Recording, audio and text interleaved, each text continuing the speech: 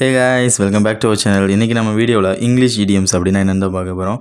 அதாவது இங்கிலீஷ் இடியம்ஸ்னால் என்னென்னு பார்த்தீங்கன்னா ஒரு பழமொழி, ஒரு மரபுச்சொல், நேரடி அர்த்தம் தராது. இப்போ ஒரு எக்ஸாம்பிளுக்கு பீஸ் ஆஃப் கேக் அப்படின்னா ஒரு சின்ன ஒரு கேக் துண்டுன்னு அர்த்தம். ஆனால் அப்படி கிடையாது. ஒரு ஒர்க்கில் வந்து இப்போ நமக்கு வந்து அது நமக்கு ரொம்ப ஈஸி, ரொம்ப சுலபமானது அப்படின்னு சொல்கிறது வந்து எ பீஸ் ஆஃப் கேக் அப்படின்னு சொல்லலாம். இதுக்கு மட்டும் பொருந்தாது. இதில் நிறைய ரொம்ப இயல்பான ஒரு ஈஸியான விஷயத்த வந்து இங்கிலீஷில் வந்து வேறு ஒரு அர்த்தம் பீஸ் ஆஃப் கேக் நம்ம அப்படி சொல்லலாம். இதுதான் இடியம்ஸ் அப்படின்றது. இப்போது இன்றைக்கி நம்ம வீடியோவில் 3 இங்கிலீஷ் இடியம்ஸ் தான் பார்க்க போகிறோம். ஃபர்ஸ்ட் ஒன் என்னென்னு பார்த்தீங்கன்னா எ பீஸ் ஆஃப் கேக் அப்படின்றது தான் இது ஒரு இடியம். அதாவது பீஸ் ஆஃப் கேக் அப்படின்னா நம்ம முன்னாடியே சொன்ன மாதிரி இது வந்து ஒரு கேக் துண்டு கிடையாது. இது வந்து ஒரு சுலபமானது, ஒரு வேலையை வந்து ஒரு ஈஸியாக செய்கிறது. இப்போ உங்கள் ஸ்டாஃப் வந்து உங்களுக்கு வந்து ஒரு எக்ஸாமுக்கு படிக்க சொல்கிறாங்க, நிறையா சிலபஸ் இருக்குது.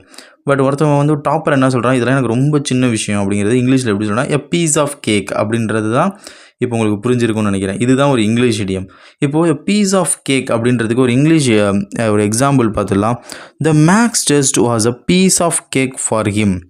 அதாவது அவனுக்கு வந்து அந்த ஸ்டூடெண்ட் அவன் இருக்கான்ல, அவனுக்கு வந்து இந்த கடிதம் பாடம் வந்து இந்த மேக்ஸ் டெஸ்ட் தேர்வு வந்து அவனுக்கு ரொம்ப ஈஸியாக இருக்கும். அவன் வந்து சூப்பராக பண்ணிடுவான்டா அந்த எக்ஸாமை, அவன் நிறையா மார்க் எடுத்துருவான்டா அப்படின்றது வந்து piece of cake for him அப்படிங்கிறாங்க. The maths test was a piece of cake for him அப்படின்றது. அதாவது அந்த மேக்ஸ் எக்ஸாம் வந்து அவனுக்கு ரொம்ப ஈஸியாக இருக்குது அப்படின்றத எ பீஸ் ஆஃப் கேக் அப்படிங்கிறாங்க. A piece of cake, the maths test was a piece of cake for him. இதுதான் ஃபஸ்ட் இடியம். இப்போ வந்து நம்ம நெக்ஸ்ட் இடியம் என்னென்னு பார்த்துடலாம். Break the ice. Break the ice அப்படின்னா என்னென்னா, இப்போ ஒரு 2 பேர் கான்வர்சேஷன் பண்ணுறாங்க. 2 பேர் வேறு மெம்பர்ஸ், 2 பேராக இருக்கலாம், 3 பேராக இருந்துக்கலாம். பட் நம்ம எல்லாருக்குமே இருக்கும்ல, ஸ்டார்டிங்கில் வந்து ஒருத்தவங்கள்ட்ட பேசும்போது நமக்கு வந்து ஒரு ஷையாக இருக்கும், பேச மாட்டோம், அமைதியாக இருப்போம்.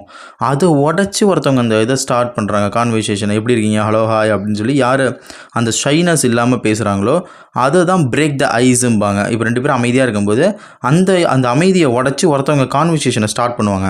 அதுதான் பிரேக் த ஐஸ் அப்படின்பாங்க. She told a funny story to break the ice. அதாவது ஒரு பொண்ணு இருக்கா, ஒரு பையன் இருக்கான். அவன் 2 பேருமே அமைதியாக இருக்காங்க. பட் அந்த பொண்ணு என்ன பண்ணுறான்னா, இந்த அமைதியை நீக்கிற மாதிரி ஒரு ஃபன்னியாக ஒரு ஜோக் சொல்லி அவனை சிரிக்க வச்சு அந்த கான்வர்சேஷனை ஸ்டார்ட் பண்ணுறா.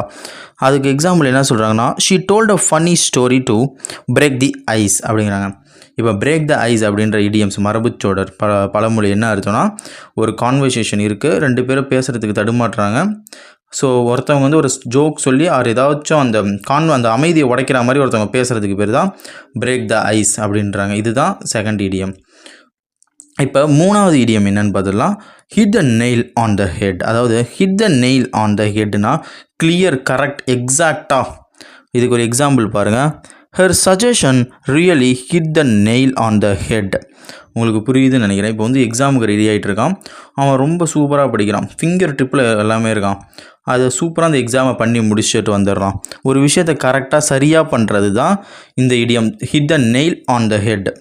இப்போ ஒருத்தவங்க வந்து ஒரு ஃபங்க்ஷன் ஆர் பார்ட்டிசிபேட், ஏதாச்சும் ஒரு ஃபங்க்ஷனில் வந்து ஈவெண்ட்டில் வந்து பார்ட்டிசிபேட் பண்ணுறாங்க. அவனுக்கு வந்து கங்க்ராட்ஸ் பண்ணுற மாதிரி hit the nail on the head. அதை நீ சரியாக பண்ணு, அதில் வந்து உனக்கு வெற்றி தான் கிடைக்கணும், நீ அதில் வின் பண்ணணும். ஃபார் எக்ஸாம்பிள் ஒரு எக்ஸாம்ஸாக இருக்கலாம், வாட் எவர், ஒரு ஜாப் இன்டர்வியூவாக இருக்கலாம்.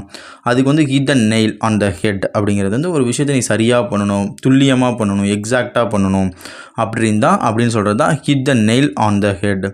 அவ்வளோதாங்க. இன்றைக்கி வீடியோவில் நம்ம 3 இங்கிலீஷ் இடியம்ஸ் பார்த்துருக்கோம். என்னென்னு பார்த்தீங்கன்னா, a piece of cake, break the ice, hit the nail on the head. அதாவது பீஸ் ஆஃப் கேக்னா ஒரு விஷயம் சுலபமாக ஈஸியாக இருக்கிற விஷயத்தை வந்து பீஸ் ஆஃப் கேக் அப்படின்னு சொல்லலாம்.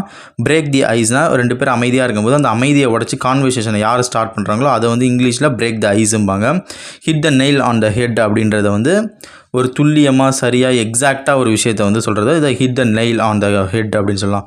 இப்போ இன்னொரு டைம் பார்த்தலாம், இடியம்ஸ் அப்படின்னா என்னன்னு பார்த்தீங்கன்னா, ஒரு விஷயம் மரபு தொடர், அதை வந்து ஒரு பழமொழிம்பாங்க. அதாவது நேரடி பொருள் தராது. இப்போ பீஸ் ஆஃப் கேக்குனா கேக் துண்டும்போம்.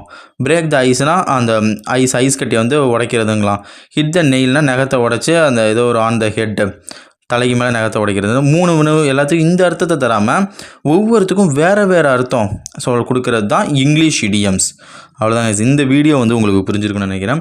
சப்போஸ் இந்த வீடியோ உங்களுக்கு யூஸ்ஃபுல்லாக இருந்துச்சுன்னா நம்ம சேனலை சப்ஸ்கிரைப் பண்ணி நம்ம சேனலை சப்போர்ட் பண்ணுங்கள். தென் கமெண்ட் செக்ஷனில் உங்களுக்கு இருக்க டவுட்ஸை கேட்கலாம். நெக்ஸ்ட்டு உங்களுக்கு என்ன மாதிரி வீடியோ வேணும்ன்ட்டு நீங்கள் கமெண்ட் செக்ஷனில் கேட்கலாம். ஓகே காய்ஸ், இதே மாதிரி ஒரு நெக்ஸ்ட் வீடியோவில் நம்ம சந்திக்கலாம். ஓகே, பாய்.